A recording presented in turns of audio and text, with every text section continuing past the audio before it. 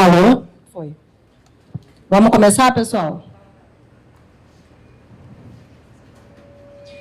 Bom dia a todos. A gente vai começar a coletiva para a imprensa, para divulgar a operação que teve hoje mais cedo na região da Gardênia e da Cidade de Deus.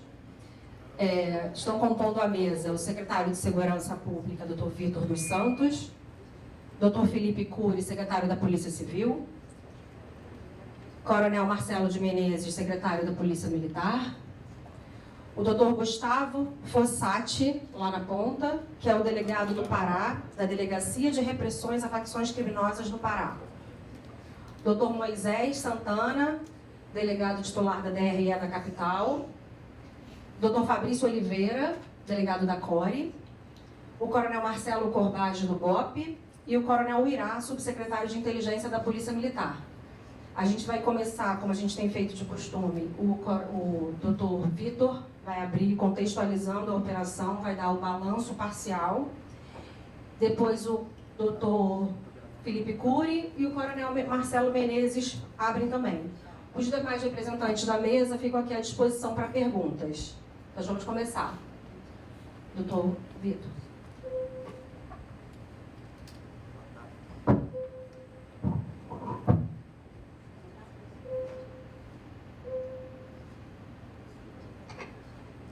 Boa tarde, senhoras e senhores. Queria cumprimentar aqui meus amigos e irmãos, secretário Cury, secretário Menezes, foi mal, é o cansaço da viagem. E, mais uma vez, uma grande operação, e a gente vem dizendo que o maior plano de segurança pública do Estado do Rio de Janeiro é exatamente a capacidade da integração entre as forças. Eu queria agradecer aqui, dar os parabéns à Polícia Civil, à Polícia Militar, ao Ministério Público do Estado do Rio de Janeiro, na pessoa do nosso Procurador-Geral, Antônio José, que vem nos ajudando muito e dando um grande apoio para essas grandes operações. Ao colega também do Pará, por essa integração e mostrando que o crime organizado há muito tempo vem ultrapassando as fronteiras do Estado do Rio de Janeiro. E a integração ela é importante por conta disso. Rio de Janeiro e São Paulo são grandes polos que vão irradiando essa criminalidade para o Brasil inteiro. Então é importante esse olhar com cautela entre Rio de Janeiro e São Paulo. A gente vê que no estado do Pará, um estado bem longe do Rio de Janeiro, a facção criminosa Comando Vermelho, colocando os seus braços naquele estado, fazendo como faz aqui no Rio de Janeiro, tomando o território, aterrorizando a população de bem e enfrentando as forças de segurança pública. A operação de hoje mostra a importância que tem essa atuação das forças coordenadas e integradas contra essa facção que vem expandindo, tentando expandir os seus negócios naquela região de Jacarepaguá, Barra, Recreio. A gente tem que imaginar que naquela região são quase 1.200.000 pessoas que moram ali. Então, eles vêm tentando fazer isso porque território é sinônimo de receita. E, obviamente, eles querem explorar esse território, explorando todos os serviços e produtos que aquela comunidade consome. Então, é um grande baque nessa organização criminosa. O balanço parcial hoje, até agora, são de 17 presos, sendo que um do Pará, um fuzil, 6 pistolas, um revólver e farta quantidade de drogas. A operação continua, as forças de segurança pública não vão parar, e eu venho reforçar mais uma vez a importância que tem hoje das forças de segurança pública de estarem unidas nesse combate. E quando eu falo isso, por conta dessa expansão dessas facções criminosas, não é só do Estado do Rio de Janeiro, de todo o Brasil e também do exterior. Estados Unidos e Itália hoje têm um olhar de muito interesse no Rio de Janeiro e em São Paulo por conta disso. Essas organizações hoje já têm braços transnacionais, já atuam fora do nosso território. Então, a importância que nós temos hoje de dar um golpe duro nessas facções, principalmente atacando a parte operacional deles, evitando que eles se expandam, e também o braço financeiro, é o nosso objetivo como Secretaria de Segurança Pública, como política do governador Cláudio Castro. E é isso que a gente tem a dizer hoje. Eu tenho certeza que cada um dos integrantes aqui da mesa poderá dar aos senhores maiores detalhes sobre a operação. Muito obrigado. Tenham todos uma boa tarde. Doutor Felipe Cury. Bom dia a todos. Gostaria de cumprimentar o secretário Vitor, secretário Coronel Menezes, a todos os outros integrantes aqui da mesa. Gostaria de fazer uma saudação especial a todos os policiais civis, que hoje é dia do policial civil e dia de São Miguel Arcanjo, então parabéns a todos os policiais civis aqui do estado do Rio de Janeiro. Bom, primeiramente enaltecer, como o secretário Vitor falou, a integração entre as forças, Polícia Civil, Polícia Militar, Polícia Civil do Pará, Ministério Público do Estado do Rio de Janeiro, por meio do GAECO, enfim, juntos e irmanados no combate ao crime organizado, e no caso de hoje, essa facção criminosa, Comando Vermelho, que atua ali na região da Zona Oeste, agora Zona Sudoeste, né, no caso da operação de hoje, e ressaltar que foi uma operação extremamente planejada entre as duas forças de segurança, Polícia Civil e Polícia Militar. Tivemos também esse apoio importantíssimo da Polícia Civil do Pará na captura de um alvo importante para eles, da estrutura criminosa lá daquele estado, que estava atuando também aqui no Rio de Janeiro. Resultado importante, também importante ressaltar, uma investigação da DRE, da 41ª DP, da 32ª DP, onde foram obtidos vários mandados de prisão e de busca e apreensão para a realização da operação de hoje. Então, esse planejamento integrado entre as forças de segurança, Ministério Público, Polícia Civil do Pará, foi importantíssimo e que culminou no sucesso da operação de hoje, no êxito da operação de hoje, tirando 17 narcoterroristas de circulação que foram presos e responderão à justiça. Infelizmente, tivemos mais uma vez episódios de terrorismo, não há outro nome que se falar, mas terrorismo dessa facção criminosa, no sentido de impedir ali, tentar impedir as vias, né, ateando fogo em pneus, ou seja, pegando ônibus, caminhões, etc. Isso aí é muito importante enfatizar também. Não há legislação que coíba isso atualmente no país. A nossa legislação é uma legislação atrasada, branda, leniente, completamente desconectada da realidade. É urgente que tenhamos uma reforma legislativa para que possamos dar uma resposta penal à altura, porque vários marginais, alguns marginais que estavam causando esse tumulto, esses atos terroristas, para aterrorizar a população, para desviar a atenção da polícia, para sair da operação, justamente que era uma operação que estava sendo exitosa, infelizmente vão responder por associação ao tráfico e em 6 meses vão estar na rua de novo fazendo a mesma coisa. Para eles vale a pena, para eles sai de graça, para eles sai barato. Então, quem causa todo esse tumulto, causa todo esse caos, não é a polícia está indo lá para fazer a atribuição constitucional dela, né, que é cumprir mandados de prisão, restabelecer a ordem e tirar aquela população do jugo do crime organizado e do narcoterrorismo.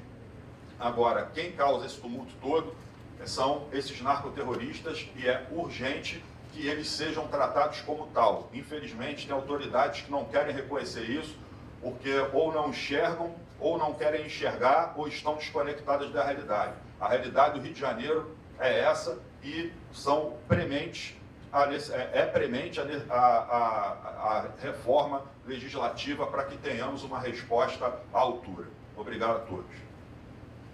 Obrigada. Coronel Marcelo de Menezes, secretário da Polícia Militar, por favor. Bom dia a todos e todas. Nós assistimos hoje aqui mais um capítulo de uma atuação harmoniosa e integrada das Forças de Segurança do Estado do Rio de Janeiro, visando principalmente coibir a atividade expansionista dessa organização criminosa denominada Comando Vermelho. As apurações dão conta da Polícia Civil e também do Ministério Público que aquela região da Zona Sudoeste, agora denominada tanto da Gardênia quanto da Cidade de Deus, são um ponto de partida importante para que eles desencadeiem ações criminosas pelo Estado. Tivemos 2 episódios esse final de semana que foram contidos pela Polícia Militar, tanto na região do Andaraí, em que houve uma ação do Comando Vermelho contra a organização TCP, quanto na região de 2 irmãos na Curicica, em que eles atuaram contra a milícia, em que a Polícia Militar também atuou para conter essa sanha expansionista dessa organização criminosa. Importante também ressaltar que houve, por parte desses narcoterroristas, como já foi colocado aqui, uma ação para poder desviar a atenção das forças policiais.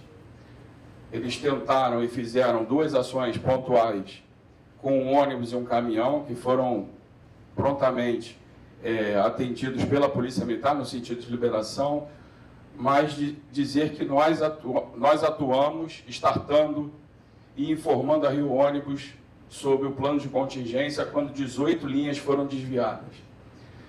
Importante que a gente tenha, para esses casos, uma legislação conectada e voltada a atender essa demanda. A gente percebe que não há hoje esse tipo de legislação que atenda essa atividade criminosa, que responsabilize esses marginais que atentam contra a população, o direito de ir e vir. É inaceitável que tenhamos um impacto na circulação dos veículos na cidade, impactem a vida das pessoas, e a gente vai continuar trabalhando firmemente, de forma conjunta, de forma unida, racional e planejada, buscando estar ao lado da população do Estado do Rio de Janeiro, que é isso que as polícias fazem diariamente, trabalhando de forma organizada, ordenada e com dados de inteligência. Dizer também que essa ação faz parte de um plano de responsabilização dos criminosos que covardemente, na semana passada, assassinaram o nosso subtenente do 30º Batalhão, o subtenente Sidney, de forma covarde, e há dados de inteligência apontando que essa ação teria partido de marginais da Gardênia Azul.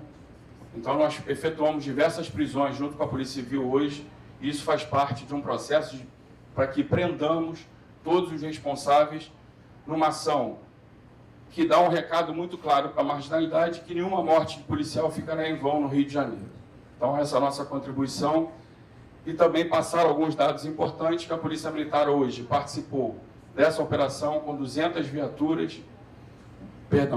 policiais militares e 55 viaturas, sendo viaturas de 2 e de 4 rodas, além de veículos blindados. Muito obrigado, um bom dia a todos. Obrigada, Coronel. Agora o doutor Gustavo Fossati, delegado do Pará, por favor. Boa tarde a todos. Cumprimento aqui o secretário de Segurança Pública, doutor Vitor, demais integrantes da mesa. Então, hoje nós, em ação articulada aqui com a Polícia Civil do Rio de Janeiro, como a gente vem fazendo já há algum tempo, em uma ação integrada em combate ao crime organizado, especialmente o Comando Vermelho, uma vez que há uma ligação muito forte, muito grande, de faccionados do Comando Vermelho do Estado do Pará, aqui para o Rio de Janeiro. Então, nós não vimos outra alternativa a não ser trabalhar de forma integrada, e passamos a monitorar esses criminosos, investigá-los. Não só, nós não temos hoje só criminosos que estão foragidos da justiça aqui no Rio de Janeiro. Essa política expansionista do Comando Vermelho está trazendo, regimentando aí faccionagens do Comando Vermelho do Pará para atuar aqui na expansão também do Rio de Janeiro, nas guerras, especialmente hoje, como foi hoje na comunidade da Gardênia Azul. Há pouco tempo o Comando Vermelho tomou essa comunidade, os paraenses faccionados do Comando Vermelho também ajudaram nisso e se mantém lá até hoje também ajudando na manutenção desse território, e a gente vem acompanhando esses faccionados, prendendo, e hoje não foi diferente. Prendemos essa mulher, o nome é Juliana Santos, e ela foi para o estado do Pará há cerca de um mês, e ela fica nessa conexão Rio-Pará, essa atividade criminosa, Comando Vermelho, hoje deflagramos essa operação em Belém e culminamos com a prisão dela. Foi? É isso. Gente, vamos abrir para perguntas, mas o colega Rael Policarpo da Record está ao vivo, então ele vai iniciar fazendo as perguntas. Pode perguntar, Rael. Primeiramente, bom dia, parabéns pela operação, 17 presos, um número realmente expressivo. Pergunta para o Dr. Felipe Cury, ou até mesmo para o Vitor Santos, tanto faz, qualquer um dos dois pode responder essa pergunta, sobre o impacto dessa operação, especialmente ali na região dos Dois Irmãos. O Coronel Menezes citou a região dos Dois Irmãos, esse final de semana teve tiroteio, a semana inteira os moradores sofreram com isso, e nós temos uma equipe agora, nesse momento, circulando ali pela região, que a gente recebeu a informação que os moradores estão sob toque de recolher. Queria que vocês falassem sobre o impacto dessa operação ali na região, já que esses criminosos usam muitas vezes a Cidade de Deus e a Gardênia como base, para depois invadir, pelo menos tentar invadir essas operações. E uma outra pergunta que nós recebemos também, que hoje de manhã, não sei se a polícia teve essa informação, e se é nos autos, só uma confirmação, o RD do Barbante e o BMW estariam na região e teriam conseguido fugir pelo Barbante. A polícia tem essa informação também? Bom dia. Bom, eu vou responder essa questão dos Dois Irmãos, a sua primeira pergunta. Faz parte desse processo de atuação das polícias, ou seja, a gente vem acompanhando através dos dados de inteligência essa movimentação da organização criminosa Comando Vermelho. Há realmente uma intenção expansionista desses narcoterroristas naquela direção. A Polícia Militar tem atuado diariamente e essas notícias que você nos passou agora, eu posso afirmar que nós estamos nesse momento com policiais do 18º Batalhão e do Batalhão de Operações Especiais na região de Mata e no entorno da comunidade, justamente para buscar prender e trazer paz e tranquilidade para os moradores da comunidade Dois Irmãos.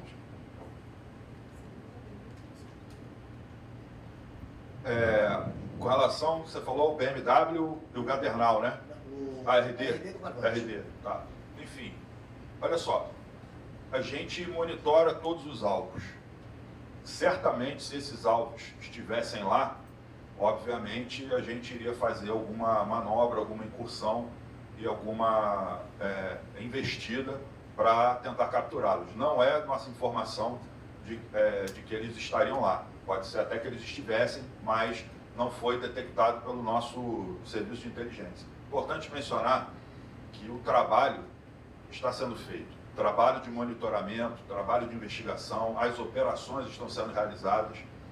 Estamos fazendo operações em todas as facções. Sexta-feira nós neutralizamos uma liderança do TCP. Hoje fizemos uma operação agora grande em cima do Comando Vermelho. Mais cedo, uma outra operação de uma delegacia da Baixada em cima da milícia, 3 milicianos presos na Baixada, lá em Nova Iguaçu. Ou seja, todos os dias a Polícia Civil, a Polícia Militar vem trabalhando no sentido de combater todas as facções criminosas. Então, se não foi o dia deles hoje, pode ter certeza que o dia deles vai chegar. E aí a resposta vai ser dada, enfim, a todos os crimes que eles praticaram. Se eles não reagirem, serão presos. Se reagirem, eles vão ser neutralizados. É simples assim, não tem outra fórmula mágica, né? Então, o trabalho das polícias, da Polícia Civil, da Polícia Militar, com a Secretaria de Segurança, com toda a nossa inteligência, tudo integrado, cada vez mais integrado, cada vez mais junto, justamente porque vai proporcionar esse tipo de resultado, como foi da operação de hoje aqui. Então, podem ter certeza que outras virão, outras grandes virão, e no sentido sempre de tirar a população do jugo desse fuzil, do jugo desses narcoterroristas. Eu estou insistindo nessa palavra, porque é isso que eles são, não há outra denominação diferente, não há outro adjetivo para eles a não ser narcoterroristas. E mais uma vez eu insisto aqui, enquanto eles forem tratados como varejistas, como comerciantes de drogas, como romantizando a atividade desses narcoterroristas, isso não vai mudar. Só vai mudar depois que tivermos uma legislação,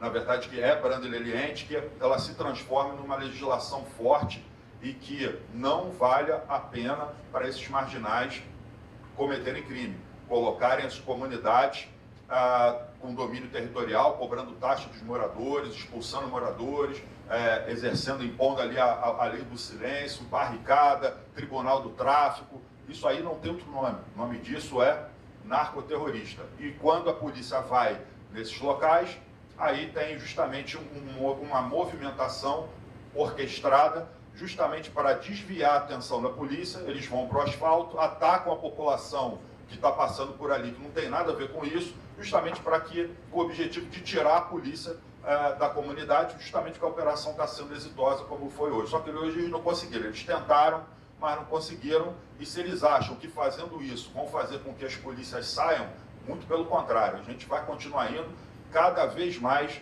nessas localidades, exercer a nossa missão constitucional e trazer um pouco de dignidade para a população dessas localidades. Muito obrigado. Obrigada. Ana Luísa, da CBN. Boa tarde a todos. Eu queria falar ainda sobre a questão das barricadas e dos ônibus usados hoje como barricadas, porque chegou a informação de que em um dos celulares apreendidos pela Polícia Civil durante essa operação, um traficante de vulgo Capetex, ele teria ordenado de dentro do presídio para colocar essas barricadas em chamas. E a denúncia do Ministério Público também fala sobre um dos gerentes do tráfico ali na região da Cidade de Deus, da Gardênia, que ele está preso desde 2023. Queria confirmar essa informação de que a ordem partiu de dentro do presídio e como que está sendo nessa questão do uso de celulares dentro dos presídios e que impactam nas operações. Obrigada. Olha, quem pode falar de presídio aqui é a secretária Rosa, ela não está aqui presente. Então eu não vou entrar aqui na seara da pasta dela. Aí você depois, acho que é importante, você pergunta para ela e aí ela pode te dar mais esclarecimentos sobre isso. O importante é que nós detectamos a ordem e partimos para cima desses marginais, impedindo que eles causassem um tumulto ali para toda a população do entorno dessas comunidades que foram alvo da operação de hoje. Só acrescentar um pouco mais, eu acho que essa mensagem vem mostrar que esse transtorno que causa a cidade, que causa os moradores, é a ordem desses narcoterroristas. Eles é que fazem isso como forma de frear a força policial numa operação. Então essa mensagem nada mais é do que materializar aquilo que a gente vem dizendo há muito tempo. Que eles, no momento de ação policial legítima, eles buscam e determinam que outros criminosos atuem contra a população de bem, causando transtorno, fechando via, tacando fogo em barricada, tacando fogo em veículos, como forma de quê? De causar esse tumulto e, obviamente, haver uma comoção por parte da sociedade, mas a gente tem que entender que quem causa isso não são as forças policiais, mas sim esses criminosos. Clara Neri, da TV Bandeirantes. Muito boa tarde a todos. Eu queria entender, primeiramente, um pouquinho melhor da atuação dessa criminosa que foi presa no Pará, porque normalmente a gente vê criminosos de outros estados que ficam foragidos, mas ficam aqui no Rio, expandindo, então, por exemplo, o vermelho dos seus estados de origem. E também queria saber, por parte da Polícia Civil aqui do Rio, dessas ações que estão tendo cada vez mais em relação a evitar que foragidos de outros estados fiquem aqui, como, por exemplo, uma ação recente que teve também, que ele foi preso na praia. Doutor Gustavo, responde? Então, existem muitos faccionados do Pará aqui no Rio de Janeiro. E hoje não é mais apenas aquele que é foragido da justiça e veio aqui para se esconder. Nós temos diversos faccionados do Comando Vermelho que a gente monitora aqui que não tem mandado de prisão, por exemplo.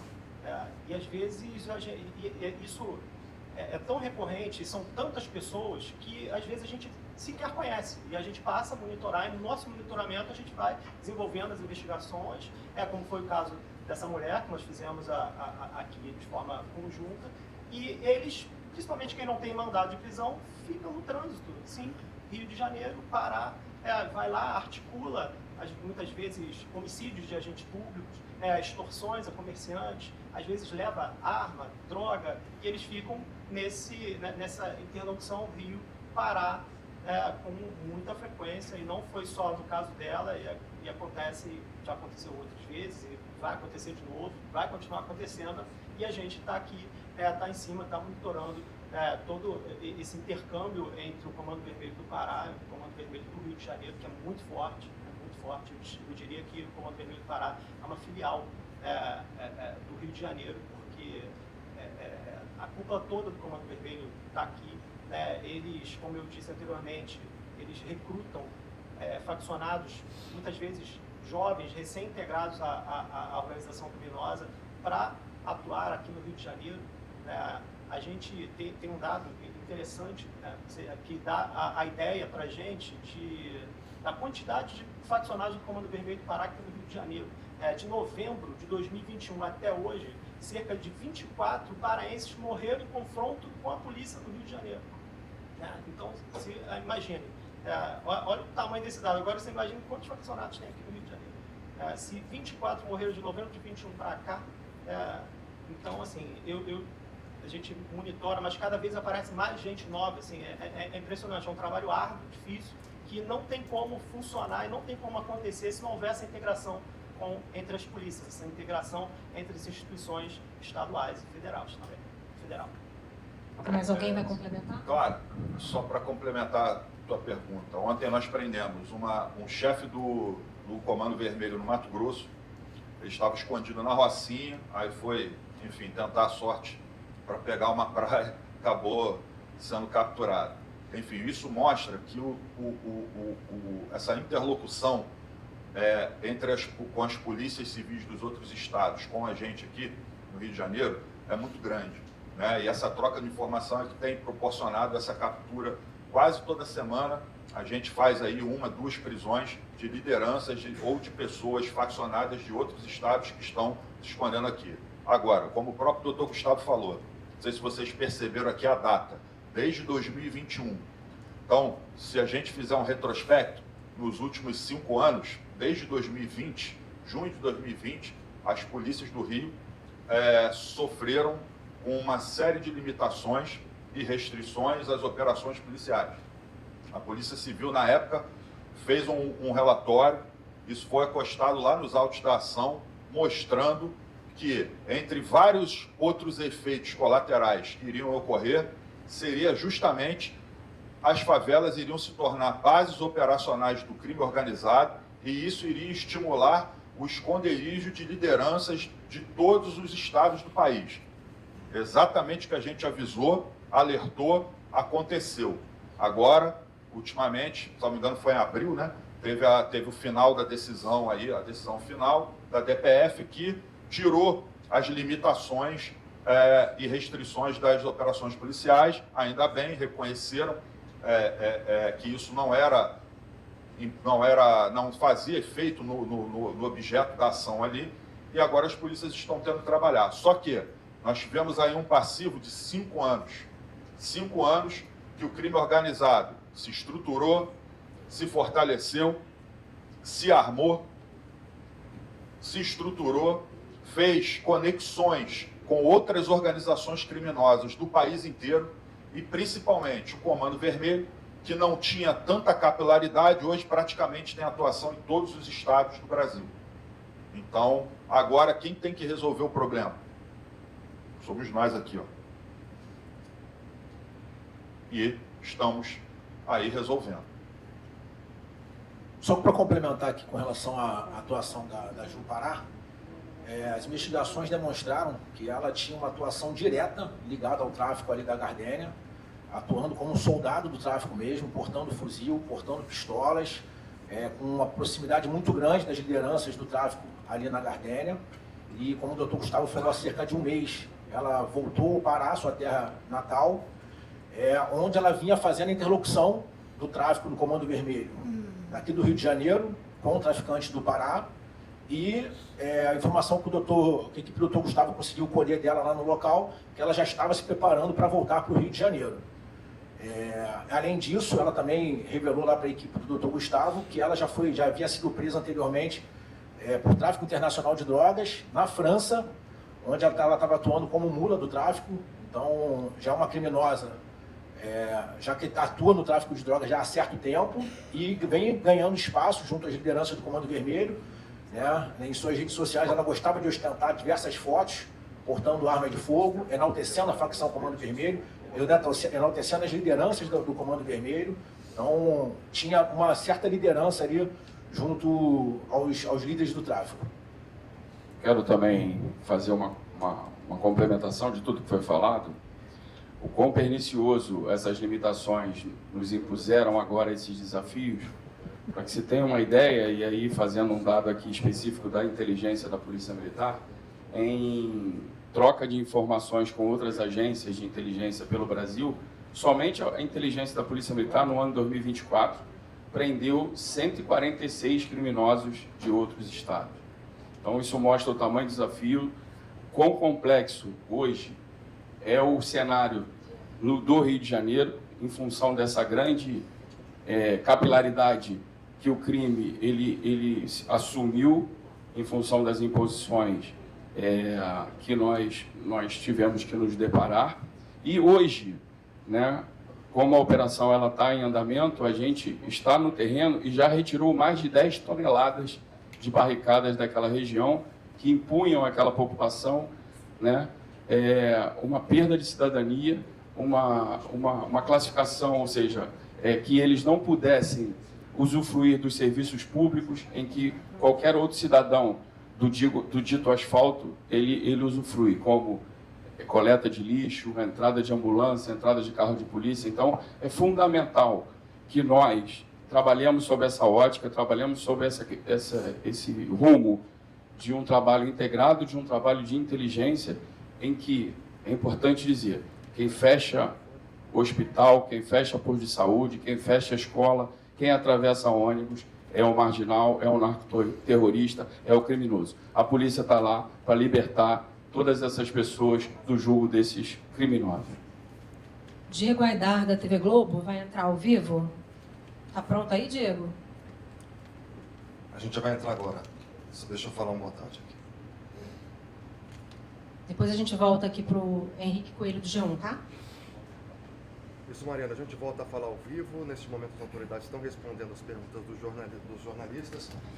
Boa tarde, a gente está ao vivo no RJ1. Eu sei que algumas questões que eu vou perguntar, os senhores já responderam, então peço desculpas se eu retornar a algum assunto.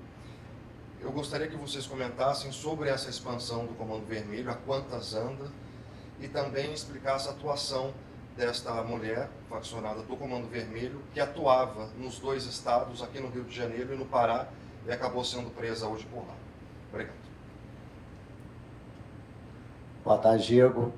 Olha, a expansão, ou a intenção de expansão do Comando Vermelho para aquela região, já acontece há muito tempo. É uma região que a gente tem muito cuidado, por conta, após a pandemia, aquela região ela cresceu bastante. Você vê que muitas empresas que atuavam no centro da cidade foram para aquela região da Barra da Tijuca, Jacarepaguá. São cerca de mais de 1.200.000 pessoas que moram ali. Então, a expansão do Comando Vermelho nada mais é para explorar economicamente aquela região. E esse é o trabalho que a gente vem fazendo, de estancar, de paralisar essa expansão do Comando Vermelho. Por isso, essa incidência maior de guerras dessas facções, seja terceiro comando com o Comando Vermelho, Comando Vermelho com milícia. Então, esse é um trabalho que a gente vem fazendo constantemente. O governador Cláudio Castro sempre pede a atenção nossa para aquela região, porque ela é uma região estratégica e muito sensível nesse sentido de interesse do Comando Vermelho. E essa criminosa do Pará vindo para o Rio de Janeiro só demonstra o que a gente vem vendo durante esses 5 anos. Após a DPF 635, hoje a gente tem um passivo muito complicado no Rio de Janeiro, mas a gente vê criminosos de outros estados vindo para cá para quê? Para aprender o know-how, principalmente essa cultura de expansão territorial e levar o terror para os outros estados. Então, é assim que ela vem para cá, se estabelece aqui, as comunidades viram um verdadeiro home office da criminalidade e o Comando Vermelho expandindo o seu território também para outros estados, como no caso dessa mulher no estado do Pará. Obrigado, secretário. Tá ok? Mariana. Vamos agora para o Henrique Coelho do G1, por favor. Alguém leva ali o microfone para o Henrique?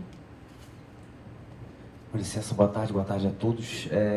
A minha pergunta pode ser respondida por qualquer uma das autoridades que estiver presente na mesa, porque nos últimos anos a gente tem uma clara política de tentativa de expansão do Comando Vermelho, o secretário Vitor Santos acabou de falar sobre isso. E agora, em outubro, vai ser entregue ao governo federal um plano de retomada de territórios, né, um plano que está sendo elaborado pelas autoridades de segurança. Eu queria saber dos senhores em qual nível que a expansão do Comando Vermelho nos últimos anos, não só para a região da Zona Sudoeste ali, mas para outros lugares do Estado, isso está sendo tomado, em que nível de importância isso está sendo colocado nos relatórios que vão ser usados como base para esse plano que vai ser entregue para o governo federal em outubro. Obrigado. Bom, aqui no âmbito da Secretaria de Segurança Pública existe um grupo de trabalho exatamente para isso. Uma das câmaras temáticas é a retomada de território. Esse trabalho e planejamento está sendo feito a 4 mãos. Né? O secretário Felipe, o secretário Menezes e todo o seu staff trabalhando, a gente trabalhando junto para a gente construir esse projeto. Eu acho que a grande oportunidade é que não é um projeto meramente político, mas sim o cumprimento de uma decisão judicial do STF, que saiu de uma restrição para as operações para uma determinação de retomada de território. Ou seja, isso que a gente vê hoje já era uma realidade que deveria ser tomada, ou uma decisão tomada lá atrás, há 5 anos. Então a gente vê a importância que esse projeto tem. Ele está bastante maduro. Nós, em breve, teremos uma reunião com o governador para tratar de alguns detalhes. Por quê? Porque essa decisão judicial, ela envolve outros entes da federação, o município e a União. Então, a responsabilidade ou a corresponsabilidade por essa retomada de território são dos 3 entes da federação. Então, há necessidade da participação do governador, até porque ele é o grande protagonista nessa retomada. E a gente, apesar de não haver um prazo, né, para a entrega dessa proposta de projeto, mas a gente espera usar o mês de outubro agora para entregar essa proposta não só para o STF, mas também para o grupo de trabalho que está no Conselho Nacional do Ministério Público. Ana Bustamante, agora a última repórter, e a gente encerra a coletiva. Boa tarde a todos. Essa pergunta pode ser para o secretário de Segurança. Ainda pegando o gancho dessa troca de mensagens, em que o traficante ordena, né, que os criminosos taquem fogo em tudo nas ruas, eu queria entender, porque os senhores falam, né, que os presos não ficam por muito tempo presos, por conta da nossa legislação. E aí eu queria entender como que a polícia avalia a eficácia dessas prisões se os chefes continuam ordenando de dentro da cadeia, né, continuam coordenando tudo. Obrigada. Bom, olha só, as polícias fazem o seu papel. O que a gente vê é um retrabalho sem fim. Prende, solta, e a gente não diz que é um problema da justiça, é um problema de legislação. Então eles passam muito pouco tempo preso. Marginal hoje, um traficante com um fuzil, se ele ficar 1 ano e 3 meses preso, efetivamente é muito pouco. É muito raro conseguir ficar tanto tempo. Normalmente sai até antes. Então, essa necessidade de modificação da legislação é que faz com que a gente continue trabalhando. O governador Cláudio Castro, junto com os outros governadores do COSUD, já apresentaram propostas junto ao Senado e à Câmara para a modificação dessa legislação.